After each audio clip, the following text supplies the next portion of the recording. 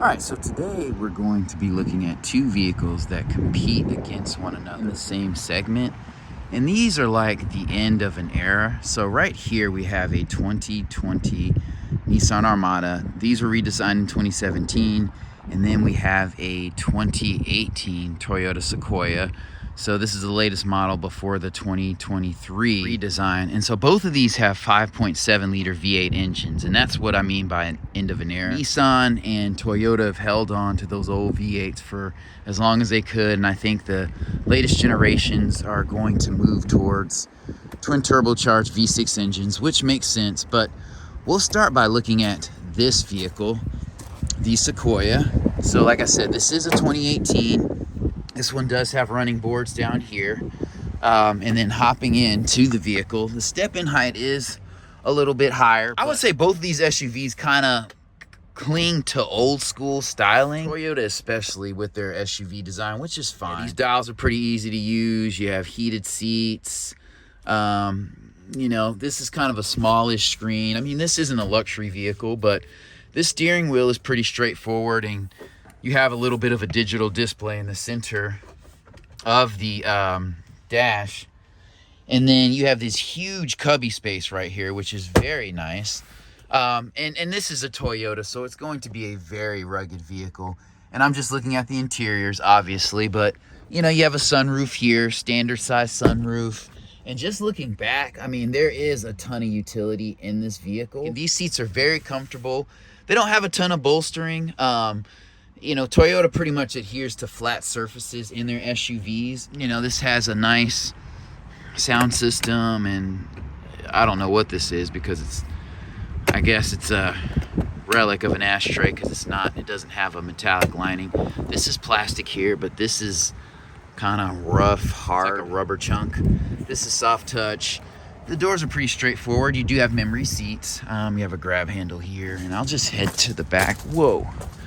And like I said, these both have old school V8s. I expect this to have an automatic tailgate, and it does not. That's okay. Well, actually, looks like it does. So it does. I mean, there's great utility back here. And this is going to be a very rugged vehicle. You have this carpeted floor, so that's pretty nice. You can let both of these seats up just by pressing buttons. I wish that you could just press them once to let them up. So with both seats up, you don't have a ton of cargo room, not as much as you'd have in something like a Suburban, but still pretty good. You have like auxiliary power outlets back here. And I think it's pretty dope that you have the seat buttons here. Let's see if they go down automatically. No, you have to hold them. So that's kind of disappointing. It's not a luxury SUV, so I guess that's okay. And we'll go ahead and put this back. And I do like that cover because it stops you from tearing your vehicle up when you put stuff in the back. All right, so the tailgate does come down. That's dope. And then we'll go and open the door. So this is a limited trim. There are buttons here to let this seat up and down. We're not gonna do that. These seats are pretty easy to let up. You just move this handle, and we'll go ahead and hop in. Like I said, there is a little bit of a step-in height. So these seats are comfortable. You have map pockets back here. I mean, this is, you know, the view from the back. This is a pretty traditional looking SUV. It's not doing too much. It's just a rugged family hauler. It is a little big for four-wheeling. It does have four-wheel drive, but this is what it looks like. So back here, like with the third row down, you do have a good amount of space, and seating for 5 is comfortable. I am 6'1", so I'm not super tall, but I have good room back here, and the seats are very, very comfortable. Not a surprise dealing with Toyota. So anyway, that's the basics of this vehicle. You do have these shades right here, which are pretty straightforward. And actually, one last thing, this is a traditional keyed ignition. So that's a little bit of a bummer for a 2018 vehicle. I mean, a lot of compacts have push button start. It's pretty much standard or the next level up from base. And this is a limited model. I like the wheels here because they're not super big. You have rubber so the ride should be comfortable. It's a modern looking vehicle. I mean, you have the LED DRLs here. Yeah, and it looks like you have LED headlights, radar sensors in the front. So you also have those out back. So again, it's weird that it's just a turnkey, which I guess is not a big deal, but I love putting my hand here and opening the vehicle. It's just super convenient. So we'll hop on over to this Nissan. And I would say, styling wise, I like the Sequoia better than the Nissan.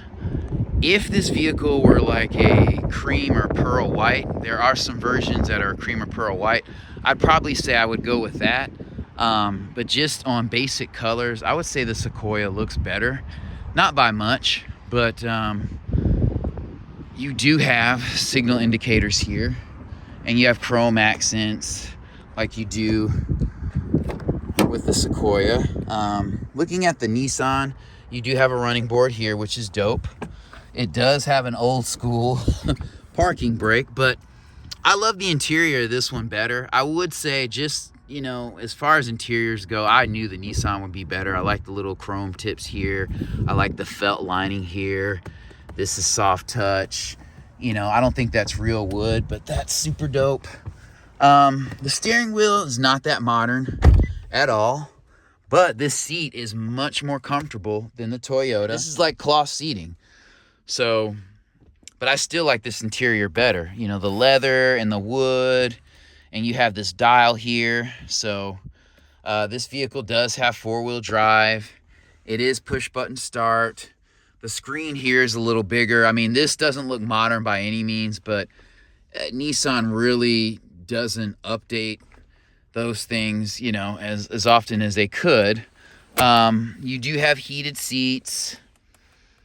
You have a little socket here and a little charge port here. So as far as tech goes, disc player here, you have navigation. And I mean, this is a 2020, but still, this model was refreshed in 2017. So anything from there on up would be the same. You have your LED lights here. The back, I would say the space is about the same. Honestly, the Sequoia feels a little bit wider. This feels a little bit more intimate. You do have automatic tailgate here. I don't know exactly what that is. But stepping into the back, I would say that I would trust both of these vehicles. Like, the engine longevity is gonna be great. It's a dual overhead cam V8. And this is actually a 5.6 liter engine. Sorry, I think I said 5.7 liter, but like Nissan V8s, you're not gonna have a ton of trouble out of. It's a pretty straightforward engine. I love these handles here where you can kind of flip the seat up. So that's dope. And I love the quilting here. Like, I don't feel like this is a step down from the leather. I love this velour kind of feeling interior. You have map pockets on both. You do have charge ports here, which I don't think you had in the Sequoia. And then also you have some climate control stuff here. The doors are pretty straightforward, but again, you have chrome tipping here. This is actually like some kind of chrome paint. I like that better than that flat paint they use. This is obviously not real wood, but I love the three texture design. You know, it just gives it a little bit more flair. Step in height is about the same as the Toyota. Maybe not as high. I do like the wheels on this vehicle. I love a lot of rubber. Like, I don't want an SUV with like 24s. Like, that doesn't make any sense to me. This is an automatic tailgate. And I love the back of this vehicle. I would say the back of this vehicle probably looks better than the Sequoia. Space here, it's not bad. It's, you know, about the same as the Sequoia. I really think both of these vehicles come down to preferences. So these seats kind of come up the same way as the other ones. You have to hold the button down. Man, Nissan Infiniti are known for super quiet, buttery smooth motors. This vehicle's no different. I like how they integrate these kind of covers for the vehicle to kind of protect the back of the seat. I think this feels like a little bit more room than the Sequoia, but this is kind of what you're looking at with the third row up. And then go ahead and check out the back seat. It's about the same amount of room. You know, I could sit back here on a trip. I wouldn't want it to be a long trip. And then you have a button here, which kind of reclines the seat back and forth. So that's dope. And you have cup holders back here. So these are very, very similar SUVs. I mean, for me, I wouldn't be mad at either one, but I think these Armadas hold up very well. I've seen so many of these on the road, not as much with the Sequoia because I think it does hold its value a little bit more. It costs a little bit more. And I would say the front looks better just because you have those LED lights right there. That's pretty dope. Always love fog lights. This Nissan has LEDs, but the design just looks kind of old. I mean, you could take this front back to probably 2013 or so. Slightly updated, but again, I'm just not so much of a fan. But tell me what you think.